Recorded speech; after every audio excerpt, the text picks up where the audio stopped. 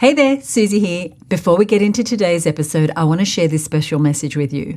Now, my co-host Michelle and I love masterminds. Not only do we belong to masterminds, but we also host a mastermind. We started it almost 8 years ago, and it is the premier mastermind for women business owners who want to grow their business with a specific focus on marketing. Now, this group is usually completely booked out, and very occasionally we open the doors and invite a handful of women in. So if you're growing your business, but you're struggling with feeling overwhelmed, or like you constantly have a split focus when it comes to your marketing, this could be exactly what you're looking for. We have an amazing time together, and the women in the group are extraordinary. They're great cheerleaders, supporters, advisors, and colleagues for you. And they're also seeing extraordinary results. We see people cracking the $1 million, $2 million, $3 million mark, launching new e-commerce sites that go from $0 to $10,000 a month in sales. They're doubling their conversion rates, they're growing memberships, they're selling courses, they're growing their personal brands, and they're getting all kinds of media exposure and speaking opportunities and so much more. You can learn more about the mastermind and join the wait list over at herbusinessmastermind.com. We're going to open the doors soon, so you definitely want to be on the list to get an invitation. So head on over to herbusinessmastermind.com.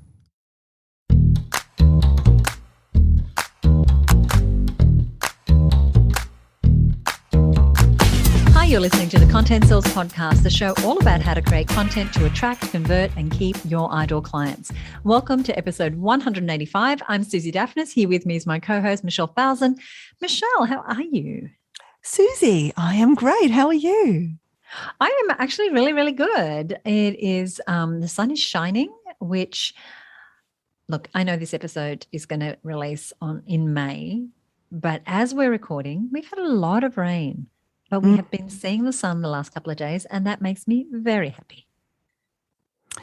Yeah, I tell you, it's blue skies and sunshine. I don't need a lot to be happy, you know, that, and a couple of nice meals and some nice people to be around. Life is good. And you know, we're doing something on today's episode that we rarely do, you and I, and that is to talk about the technology side of things. And I do think that always being focused on getting that latest tool or having that piece of software, you know, it can be a little bit of a distraction, because good content is good content. You know, you don't necessarily have to dress things up too much. But there are some tools that we've used and love that we wanted to share with our listeners today. Yeah, because this is one of the areas that people can get stuck. And as Michelle said, like, there are so many options, and we could have done a laundry list of all the tech that we use or that we know other people use, but we decided just to pick just some top level things that we think might be really useful for you as content marketers. So I've definitely signed up for software and tools that I've never used. I've even done the thing where you buy the thing and then they give you the upsell and you buy the thing on top of the thing and you still don't use it. So, and the other day there was one company like that. They sent me some new thing. I was like, delete. Do not let me buy anything from you because I didn't use it the first time. So I also think for anyone who's doing any automated marketing, whether that's email marketing or setting up some sort of marketing funnel or doing Facebook ads or taking online orders, there can be a lot of tools that you actually need to have in place in order to make all that happen efficiently. And like, it would be great if there was one tool that did everything, but there is not, and I doubt that there will ever be. So most people need to figure out what tool they will use to store their client data, you know, to send their emails, and they may be two different pieces of software, it could be the same, to take their online orders, to process payments, to send text reminders, to schedule their social media. And then there's the challenge of getting those different platforms to talk to each other, and also how you can measure some of those different platforms' effectiveness so that you can see overall how your marketing is performing. So we're not going to be able to solve all the problems to all the things in this one episode, but we do want to acknowledge that finding the right tools can be a challenge. And I absolutely recommend that you get support from someone who understands how the technology works and what the right technology is for your budget, your objectives, your type of business, and your size of business, and even the stage in your business. So one of the things I think that I want to say at this point is that you don't need more than you need, but you also don't want to be crippling the growth of your business because you haven't up-leveled your technology to be able to do things that are now possible because you're stuck doing them in a way that's perhaps was what you could afford when you started, but now is not serving you as well. And Suzi, this might be just you and I, like this is our disclaimer at the start of this show to say, We ain't your tech guru. We're going to share with you some tools that have made our lives easier, and we hope will make your life easier as well.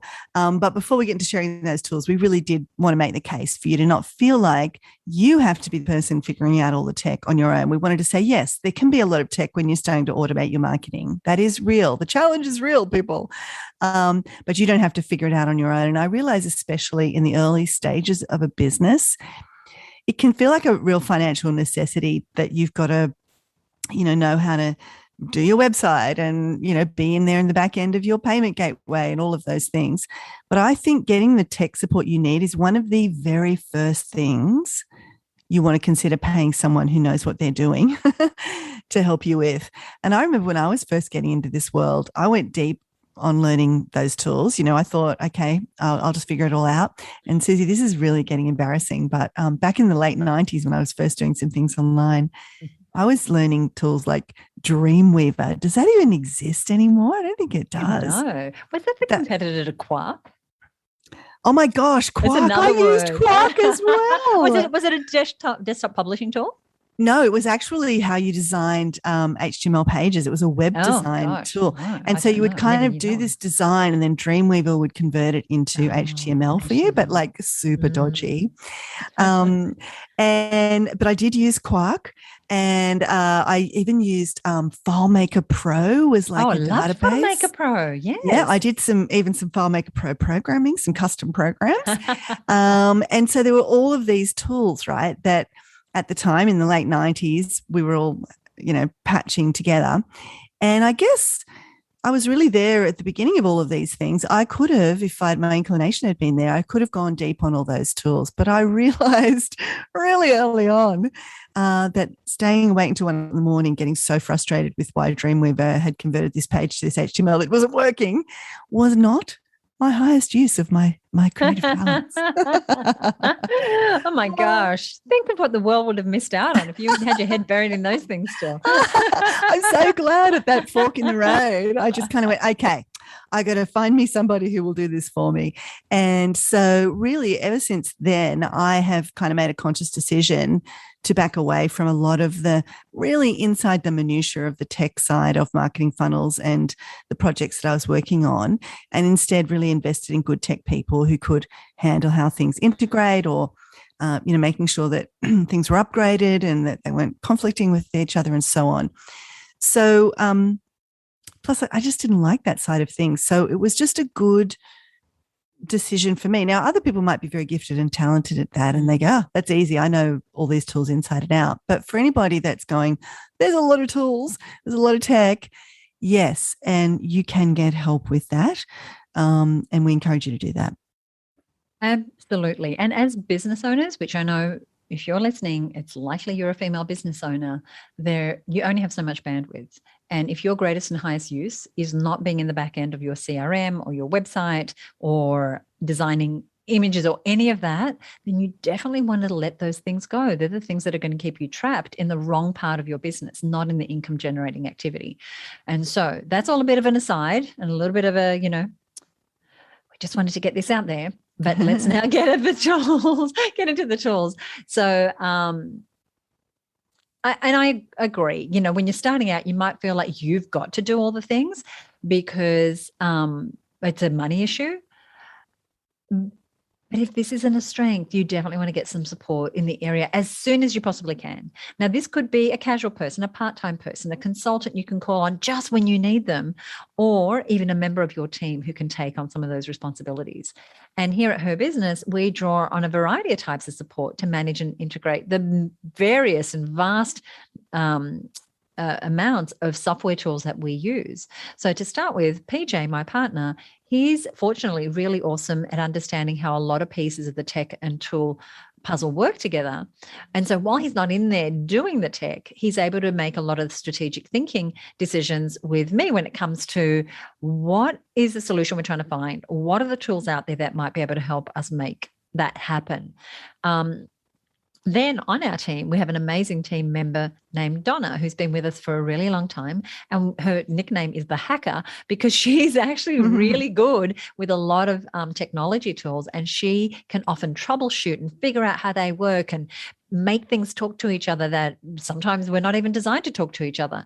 And when things go wrong, she's the person who can go in there and go, well, that's why the payments aren't processing, or that's why that email shot off to everybody at midnight. She's a really great implementer. Now, she didn't start as someone we hired to look after technology. That's actually not even her primary role, but we could see that she had an aptitude for it. And this is an area of strength and of interest for her. And so gradually we've given her more and more of this responsibility. In addition, we have paid consultants who help us with specific tools. So whether that's to set them up and get us going, or as an ongoing resource. So my dear friend, Greg Jenkins of MonkeyPod, he's someone who we have worked with for a long time to support us with our CRM. Now, we use a tool called Keep, which used to be called Infusionsoft. And Greg was our implementation coach. At the time he was working full time for Infusionsoft, and he was the person who was going to help us on board. He now has his own business called MonkeyPod, which is for people who use that particular CRM. And he can troubleshoot pretty much anything from creating a campaign to what to put on your canvas to how to make this thing automate. And because Keep is really the backbone of the technology that we use, it's our email sequences, it's how we collect and manage customer information, it's where we send our texts from, it's how we create our online order forms, in some cases even landing pages, etc. It's such an important tool, but we don't want to be experts at this. And so we subscribe to Greg's MonkeyPod service so that we can get that help just when we need it. Yeah, look, I think there can be so many moving parts when it comes to online marketing. And I do recommend you seek out people like Greg, who is amazing from MonkeyPod, who can help you. And in fact, we've added Greg's details to a resource that we have for you to go along with today's episode. And that resource is a list of not only the tools that we're loving in 2022 and mentioning here today, but it's some of the software that you might need to consider having in place when marketing your business online, along with some resources and tech support links that might be useful to you. And we'll give you a link to that resource a little later in today's episode. So we've established that Suzi and I are not the tech gurus, but we do, however, use tools all the time to make us more productive, to deliver our content, to plan our content, to collaborate together on a bunch of stuff that we make. And we thought it'd be kind of cool to share a few of them with you. And some you may already know and maybe even use. And we haven't tried to be too fancy here. Like, part of my thinking is, like, one of the most valuable tools, and we haven't got it on the formal list we're going to share with you today, is just all the great Google Docs and Google Sheets and, just being able to collaborate in a word processing document real time with someone. That's how we do put together the content for these shows. And, how we do a lot of planning together, just using simple Google tools. So they don't have to be flashy or fancy is the real gist of it, or expensive, yes, or complicated. In fact, the less flashy, the more simple, the better. So some that we're going to share you may know, some you may not know. And we share them with you today, not to say you have to be using them, but just in case maybe one or two of these are helpful for you, or fill a gap that you have in your process right now, or make something you're doing right now faster and easier for you, then we will have done our job today. And some of the tools we're going to share with you, you do need to pay for. Some are totally free. Some are free up to a certain point, and then you pay to use more of the features. Others are simple, while others are complex. And Suzi, do you want to kick us off? I do. And I actually found it really hard to bring it down to just a few to share here on the show, because Michelle and I started to look at the different tools that we like and we love and that we use, and it was turning into this laundry list. So that's why we're creating a resource where we're actually categorizing them. So depending on what it is that you're trying to do in your business, you'll find them all there. But the one that I wanted to kick off with here is one called Descript. So it's DESCRIPT. Now, this is amazing. We've been using it since January, and it's revolutionized how we repurpose content. And as you will know, when it comes to video content, different platforms use different types video in different ways. So Instagram Reels, Instagram Stories, Facebook, YouTube, they all have their different needs of captions are auto-generated, or it has to be horizontal, it has to be portrait.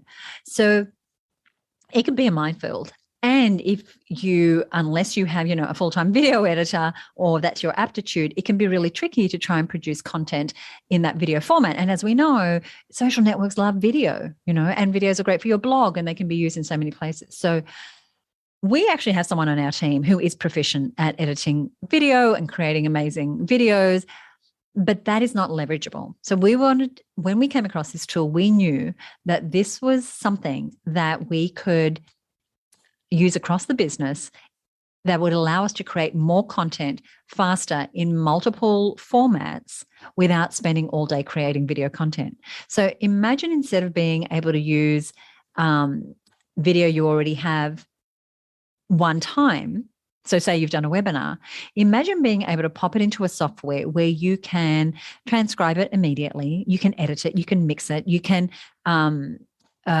fix the audio if you made a bleep, if you made a blunder. Yeah, you can bleep things out if you need to. But it works like a text editing tool, but for video. That's the only way I can explain it. But it makes adding subtitle, adding those, fancy audio waves that you see, adding borders and frames and different font types, so that not all your videos look the same. But you can even use this tool for podcasting. It's really freaking amazing. And I don't know that I've done it justice, but you want to go ahead and check it out. And that is Descript. And what we've been able to do is we've been able to increase our game as it comes to video. And we're publishing a lot more content by repurposing content that we already have, slicing it, dicing it, and making it in all the different formats without spending a ton of time and a ton of money having to do that. Really, really, really good. I love it. And two things I want to say about that. One, I always admire about you, Suzi, and the whole Her Business team, just how good you are at implementing new tools. And not all the tools. I know you said sometimes you subscribe to some that you don't use, but you just kind of cherry pick the things and you go, right, that is filling a gap in our business, and we're going to get onto it, and we're going to get some systems in place. And I just love that you do that. I think you really leverage tools very well. And I wanted to just tease out something you said there, because I just want to make sure our listeners get this, because in addition to all the great repurposing, you just said about, it looks like if anybody's done any video editing, you see the video on the screen and there's all the different, the sound levels and the different, editing, visual streams. But this is literally the transcript. Like it's just literally like you're editing a Word document, and the Descript takes care of everything else, right? Like it's when you say you're just changing a document. Yeah, it's literally like that. It's I don't know how they do it. It's amazing. So you don't have to get into any of the tech around video editing and sound editing and all that. You just literally go, I want that sentence out, and it's literally like cutting and pasting a sentence out of a Word document, and magically it's gone from the edited product. And so really such a good thing for anybody that doesn't want to get into there. I'll say one more thing about it. Like, you can set up templates. So you can have, this is the way that my podcast videos look. This is the way that my this type of video, or this is for this particular course I'm running. And so you just put that in, and then anyone can use those templates so that you have consistency. It all looks very professional. You definitely want to check it out. And we'll put the link inside of the download that we have with this episode. Suzi, one that I wanted to share, and I agree with you, it was hard getting it down to, we decided in the end, dear listener, that we would just pick 3 each, because this episode could have gone on all day. And so whittling it down to 3 was hard. And I've chosen a bit of an oldie but a goldie. And I want to share more about how you and I use it, because I think for anybody that's collaborating with another team member or a co-creator of a podcast, or a co-presenter of a program or a course, or even just to collaborate in your own mind, I guess, to get your thoughts out and move things around. This tool is awesome, and people use it in all different kinds of ways, but I'm just going to talk specifically in 2 specific ways that Suzi and I use it. And the tool is Trello, Trello. Now, most people have likely heard of Trello. It is a online collaboration tool, and it kind of basically, just think of it like it organizes your projects into what they call boards. And so you might have a board, like we have a board called the Content Sells Podcast board. And then inside the board, they have these things called lists. And you can have as many lists as you want on a board. And then inside each list, they have what you call a card. And you can have as many cards as you want inside a list. So imagine just if this was something in the physical world, imagine you had a big pin board up on your wall, and then you had these vertical lists going down with individual cards pinned into those lists. Now, imagine you can move any of those cards or lists around. So, excuse me, sorry, if I wanted to change the order of, like, say, card number 1 and card number 5, I want to swap them around, you just drag and drop. Or if I wanted to take that whole first list that I had with 20 cards in it and move it to the end of the lists, just drag the whole thing over. Now, this very basic premise actually spawns just like unlimited creative potential. And you can have multiple people share these boards.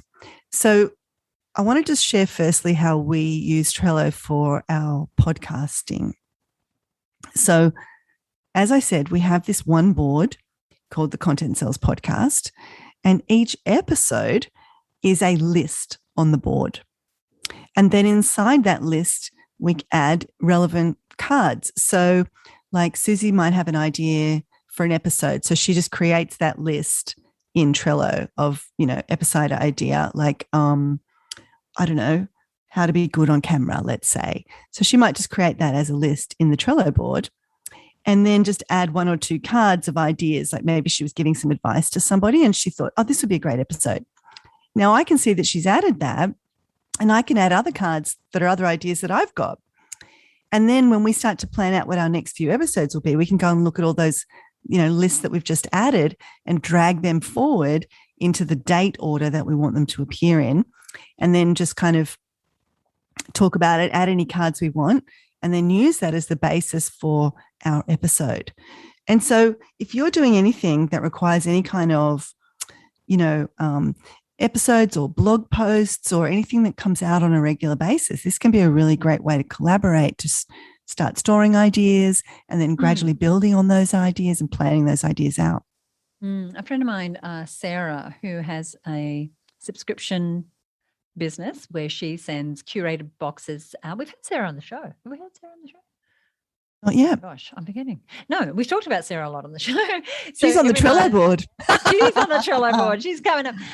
She spoke at her business live last year. So some of those of you who are members will have seen her at that event. So every month she sends a curated box of goodies out to her subscribers. And so she plans those out using this exact system of, there's a board and each subscription box is a separate list, and then inside that are all the items. But on the back of that, she can put a link to the supplier. She can put the wholesale price. She can put the image of that product. Like, you can add notes. And so for her team, there's just one central place where, as they are putting together that offer, all the information is there. And so it can be like, we use it in some ways in a very rudimentary way, but a very effective way for our podcast, but it actually has quite a bit of flexibility. And so I love it. It's easy. And that ability to drag things from here to there is so good, because it's like, oh, I had that idea for there, but no, that really should go a few weeks later. Just definitely check Trello out. Yeah, just that dragability, as you say. And, like, we're not using it in any, fancy way, but just having that one place where we know if we get an idea for an episode, it doesn't have to be scribbled on a piece of paper or put in some random other place. Right. There's this one. Which Slack channel was that in? Yeah, exactly. Oh my goodness. But there's this one place, and you can just add to it over time. And then, you might just dump a whole bunch of ideas in there. So you've got like all these random cards that aren't in an order that makes a lot of sense inside a list. But then it's such a quick job then to just reorder the cards and go, well, we'll start by talking about that, and then we'll go to this, and then we'll end on this other thing. And the other thing, again, just to get your mind spurring about how you might use Trello. And look, there's so many uses. People are using it much more. There's a calendar feature. You can plan out all of your content, all sorts of amazing things. But something else that we've done really effectively for years is use Trello to collaborate on the structure of our 2-day live in-person events that we run for the Her Business Mastermind. And that we put so much thought and effort into those months ahead of time.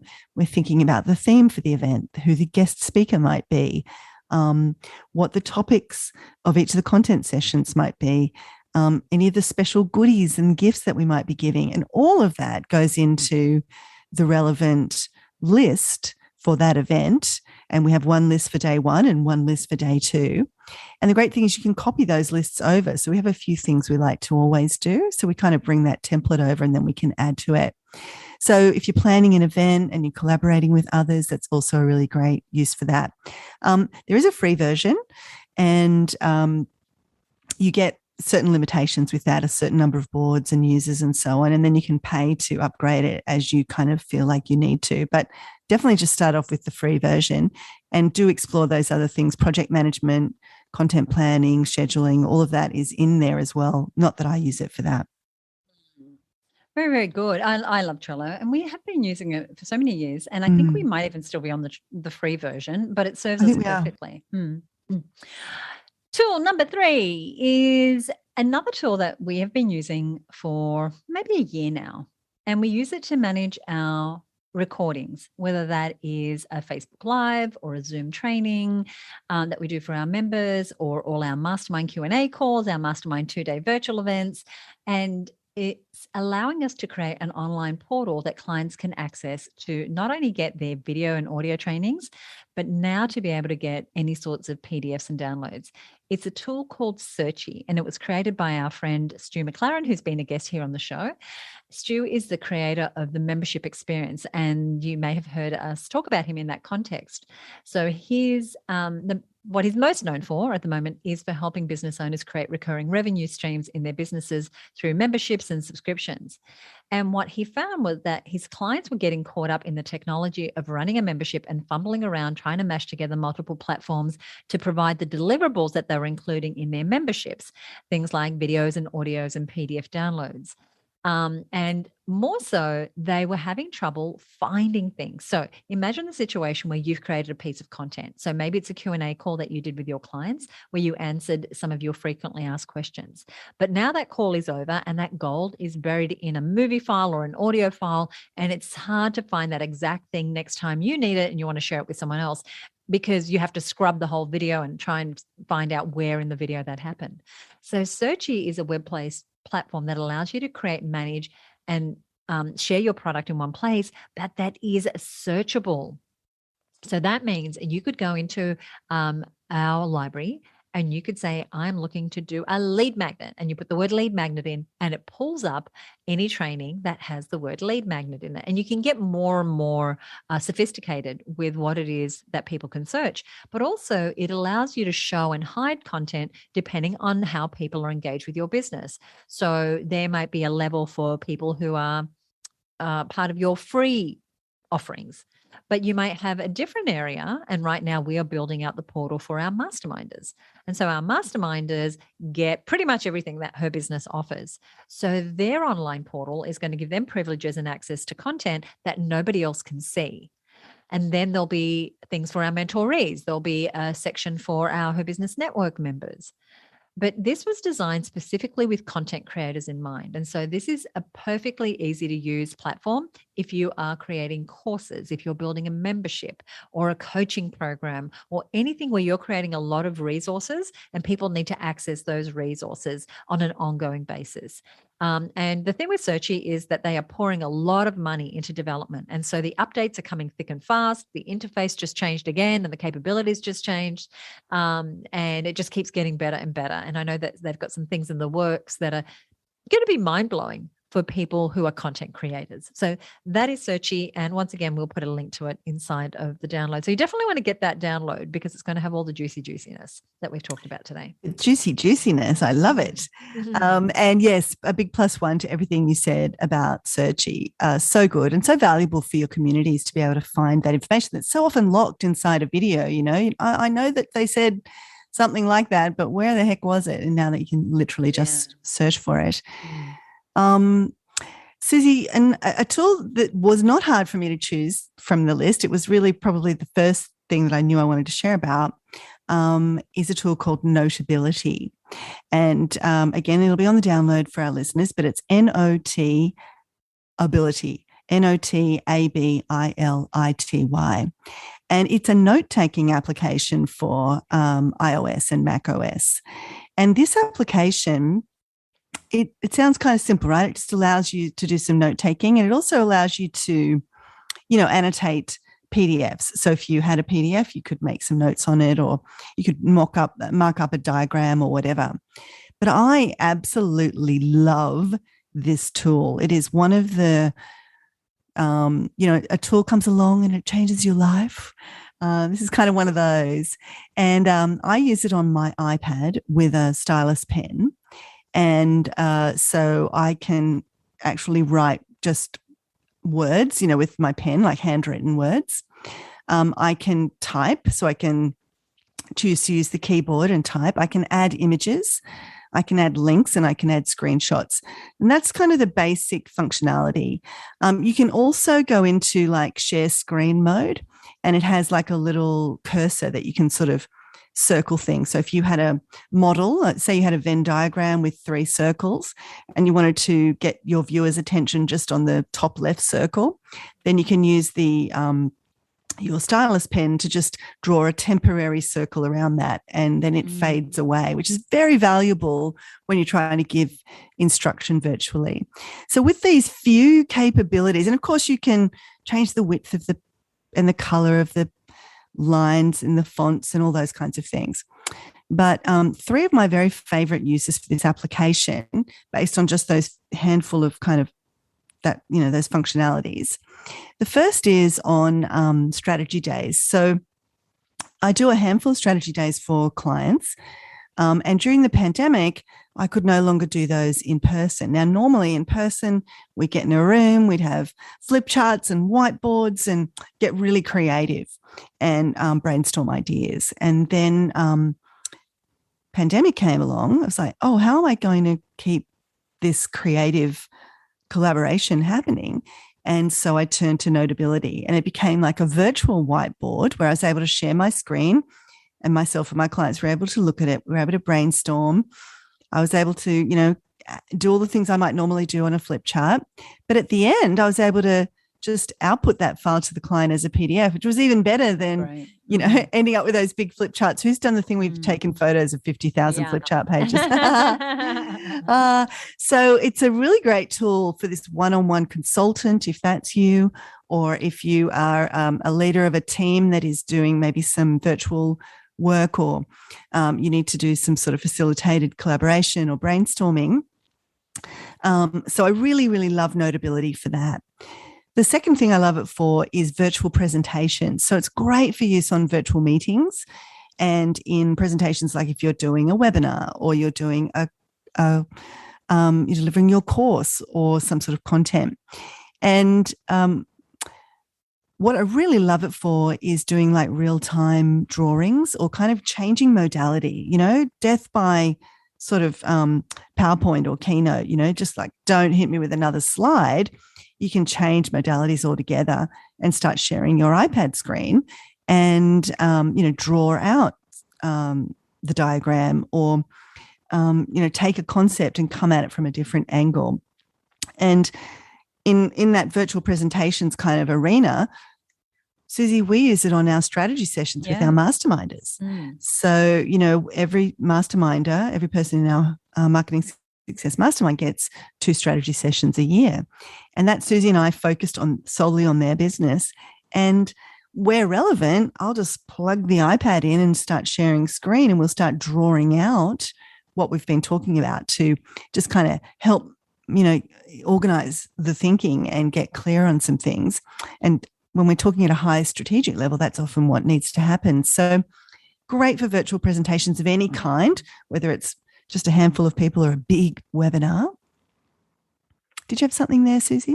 No, I have this tool and, I don't use it. And now I'm thinking, okay, maybe I just need to do a couple of tutorials because I see you use it all the time. And I think it's hard to use, but maybe it's not.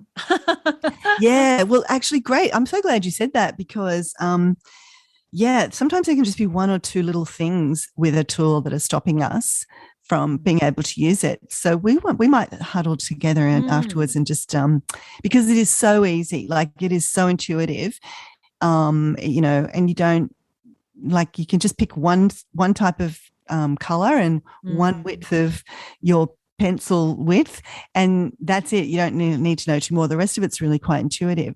But the third purpose I really love for Notability, so the first is, on strategy days or collaboration and that kind of thing. The second is on virtual presentations of any size. But the third is for my own personal note taking. So I love taking great notes. And if I'm on a course or I'm at my mastermind, because my mastermind's in the mastermind I pay to attend is in the US. And for the last couple of years, I've been attending that virtually. I have my iPad there. I'm watching the screen. I can take screenshots of what's happening on the screen and paste them directly into my notes. That's cool. So yeah, and then I can write. I can annotate those notes with my pen. So if they've shared some statistics on the screen, I can draw a little arrow from that image now and add my extra notes to the side about my thoughts on those particular statistics. I can copy some text. If it makes me think, oh, I want to go and learn a bit more about that, I can go and in my browser just look for, do a Google search on that and then just copy the link to that page and paste it into my notes so I can go back later and look at it. And it is such a brilliant way to bring your notes just up to a new level. And of course, if you were in the room, you could be taking photos with your iPad camera and putting those straight into your Notability page as well. And the one thing I just want to say about this, and this is just a game changer. Everybody probably knows this except me, but when I found it out, it was like magic. I felt like I just stumbled onto like Harry Potter's magical castle. But if you're a Mac user, you can copy something on your desktop computer and then just hit paste over on your iPad.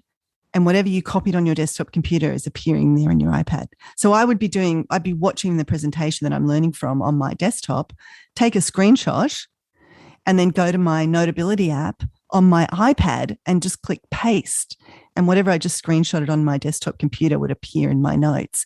So it is just to me, it's just the gift that keeps on giving. There's so many applications for this wonderful tool. It is a paid app in the App Store, but it's like less than $20 a year to get the paid version. It's so worth it. Very good. Yes, no, we'll have to set a time and you'll have to give me a little tutorial. That would be awesome. So we've talked about Descript, we've talked about Trello, we've talked about Searchy, and Michelle just gave us the lowdown on Notability. The fifth tool that we want to present today is an old favorite. And while it's something we've been using for maybe 6 or 7 years, it is something that we use daily. I was going to say almost daily, but we actually do use it daily. And that is Lead Pages. And Lead Pages allows you to connect with your audience, to collect leads, to close sales by helping you create landing pages. And so landing pages are dedicated pages where you will send a prospect or a client to have them do something, to have them opt into a free download, to have them register for a webinar, to have them join your coaching program, to have them buy your course. And the thing about Lead Pages is that it has really easy to use templates. So you don't have to be a great designer because they've already done the work. They've already pre-tested button colors and button shapes and placement of images and backgrounds and all those things. So whether you're developing a lead magnet or a course or a retreat or a membership or mentoring, or you want to feature one particular product from your e-commerce store and give it its own world where people can learn more about it and buy it, a beautiful landing page is essential. And the thing is, you can create landing pages these days in a lot of the CRM tools, a lot of the customer relationship management tools. Like Keep has a landing page builder, MailChimp does, Salesforce, ActiveCampaign. But these are CRMs that have tacked on a landing page tool. And while they might have some great templates, Lead Pages is designed for landing pages specifically. And there are times where you want to use a hybrid tool, but there's other times where you want to have something that is specializing in that. It's like using MailChimp versus Keep.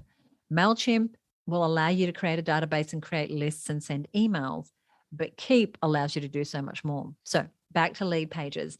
As I said, loads of really nice templates that are categorized by, oh, here's a landing page if you're doing a webinar, or here's a landing page if you want to do a download. Here's a landing page if you want to include a video.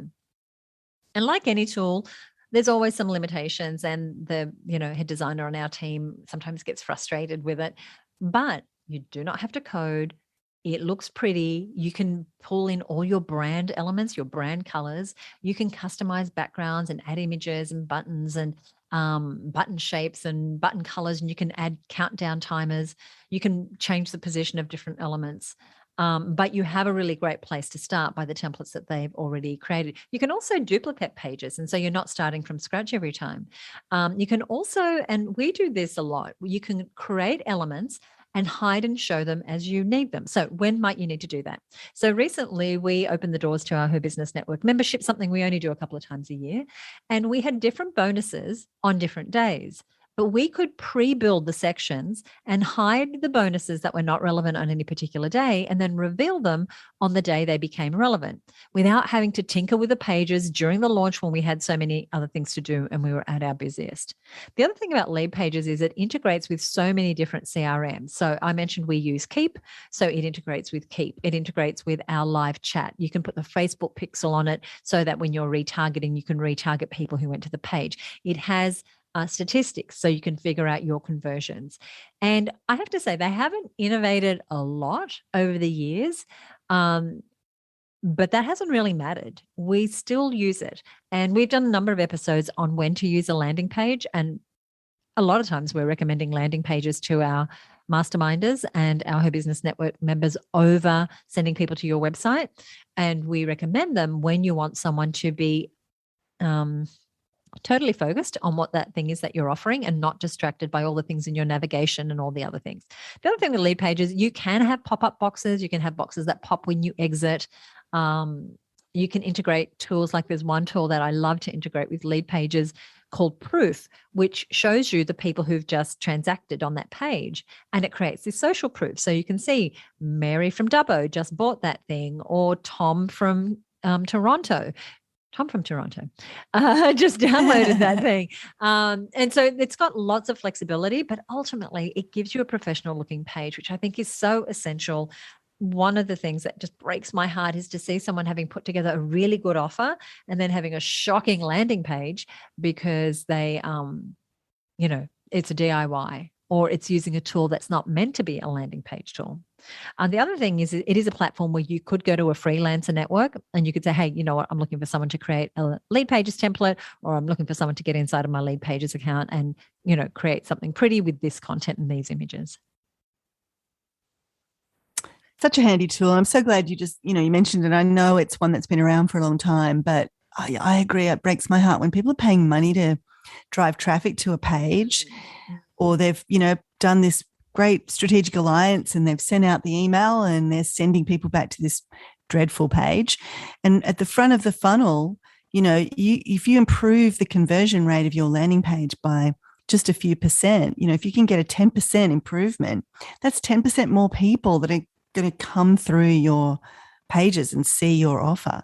So really makes a difference, makes a massive difference. Suzi, my final tool that I wanted to share is kind of a humble tool, but I love it so. I love it so. Tool. And I use it, I think I probably use it every day too. And it's a humble tool, but actually when I think about what this enables me to do, it's really quite powerful. So it's called Go Full Page. That's all one word, Go Full Page. And it is a screen capture plugin. Now, it's specifically for the Chrome browser. And if you don't use Chrome, you may want to just give it a try. It's my preferred browser.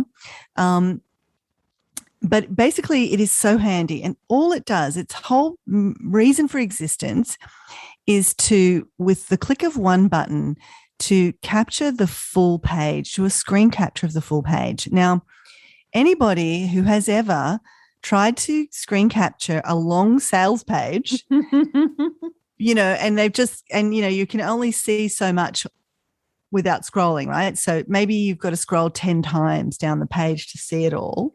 That's 10 different screenshots that people used to have to take. And then you've got these 10 different files and it all becomes very workable. With something like Go Full Page, because it's always there on my browser, it's just right there at the top. It's just a little icon. When I see a sales page that I think, I love what they've done there, I want to add that to my swipe file. And I keep a swipe file, which is basically just a repository of great designs or interesting page layouts or interesting marketing ideas that I see out in the wild. All I have to do is just click the little camera icon right there on my browser, and it just automatically scrolls and takes a really long image of that page. And I'll tell you what, if I had to do the manual screenshotting and end up with 50 files, I probably wouldn't bother. But because it is so easy, I just screenshot, and I can screenshot a whole funnel if I want. So if I go to the landing page, I screenshot the landing page. Then I go to the opt-in pop-up, I'll screenshot that, and then I'll go to the thank you page and I'll screenshot that. I can easily get all of that in just seconds. But what that does later is when I'm working on a campaign and I'm looking for inspiration, I go back through my swipe file and I remember that was a really clever idea. And I'm not saying I plagiarize or take other people's stuff. It's just a place for you to get inspiration and to see what some of the best practices are out there. And so that's how I use it the most. But also I use it for, if I want to give feedback on a design, I can just screenshot the whole page. And then I can, because I've paid I think it's less than $10, I've paid for the premium version. I can also go then and annotate that information, or I can crop certain pieces in or out of what I want to save. But the applications are endless. For me, it's just a really low fuss, no friction way for me to maintain a pretty epic swipe file that then informs me in really powerful ways when I'm working on projects that, campaigns that are launches that are worth millions of dollars. It does some heavy lifting for a little tiny plugin.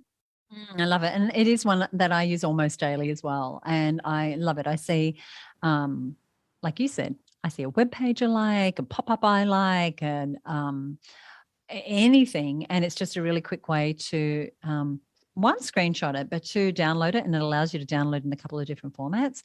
And as you said, you can then annotate it. I usually just I have a folder where I'm keeping my swipe file. And as Michelle said, that's a repository of things that you think, I might be able to use that one day. And so, love that. And I use Chrome as well. So it's really easy. I don't know if there are comparable ones for other browsers. So there you have our top 6 picks for marketing software tools that we're using right now. And they were Descript, Trello, Searchy, Notability, Lead Pages, and Go Full Page. And as I mentioned earlier, we have prepared a comprehensive list of dozens of tools organized by type. So for example, we've got productivity tools and client management tools and content creation tools, along with software that's really great for planning and scheduling your content, and a whole lot more. And you can get that resource right now over at herbusiness.com/marketing tools. Actually, just going to make sure that is the right URL that I'm giving you. Yes, that is correct. herbusiness.com/marketing tools. Now, that's where we'll also put, if we've referenced any previous episodes, that's where we'll put the notes as well. Hope these have been useful for you. Do get your download. We love to share these tips with as many business owners as possible. So at this point, I want to thank one of our listeners, a regular listener, a long-time listener, actually, the lovely Belinda Weaver at Copyright Matters, who helps you write copy that actually sells. She recently listened to, this is episode 185. She was listening to episode 107 and 108 of the show, which was called How to Start a Podcast. It's a 2-part, because there's a lot to learn about starting a podcast. It's a 2-part series that we did a little while back, and we will put a link to that in show notes for you. But Belinda, thank you so much for calling us out and letting us know that you really enjoyed that. She said, I listened to that Content Sales episode about podcasts, such great resources. So one of the things that we included in those 2 episodes was a download, a little like the one we're doing today, but all around the technology that you need to start your own podcast. So you want to check that one out as well. We'll put the details over at herbusiness.com/marketing tools. Now, Suzi, it just reminds me, what a back catalogue of stuff there is. And majority of it is still as relevant now as it was when we recorded Absolutely. it. I think it's episode 11. I keep referring people to, I think it's 11. Yeah. Don't I'll have to check. But there's a couple of very early episodes that I'm always saying, oh, you need to go back to episode 23 or you need to go back to episode 11 because they are evergreen in that way, in that, good marketing is good marketing. That's right. It doesn't change. And so we're always building this archive of episodes, and we've got another one already in the works. But Suzi, we thought we'd try something different this time. Usually I say what's coming, but we thought you would tell us what's coming up in the next. So I want you to imagine getting more people to consume your content. That is more people, watching your videos, listening to your podcast, engaging with the content that you're working so hard to produce. And imagine being able to personalize and tailor the content to what's relevant to your audience. In the next episode, we're going to be talking about the private podcast revolution. These are secret podcasts that allow you to control who hears what and how they're engaging. You can actually track your client behavior and serve people up the right audio content right when they need it. It's a genius idea. We have a special guest who's spearheading this private podcast movement, and that is coming up in the very next episode of the show, which will be episode number 186, which is going to be out 2 weeks from now. So you want to make sure that you subscribe to the show so that you get that episode as soon as it drops. This is something that we're using. This secret podcast, private podcast idea really is very, very cool. So join us for that episode. Michelle, what would you like to say before we go? Oh, Suzi, I'm curious what tools our listeners are using. So we've shared ours. You tell us yours, and you can do that over at our Facebook page. Just search for Content Sells on Facebook. I'd really love to know, always on the lookout for a good tool or some sort of new way of working, being more productive, creating awesome content. Awesome. Yeah, we'd love to know. Like Descript, the one that I shared today, that came out of a conversation with a couple of friends. It's like, what are you using for this? She's like, oh, do you know about this tool? And I did not. So we would love to know what you're using because we might want to use it too. Thank you so much for joining us. We'll see you next time right here on the Content Sells Podcast. Bye for now.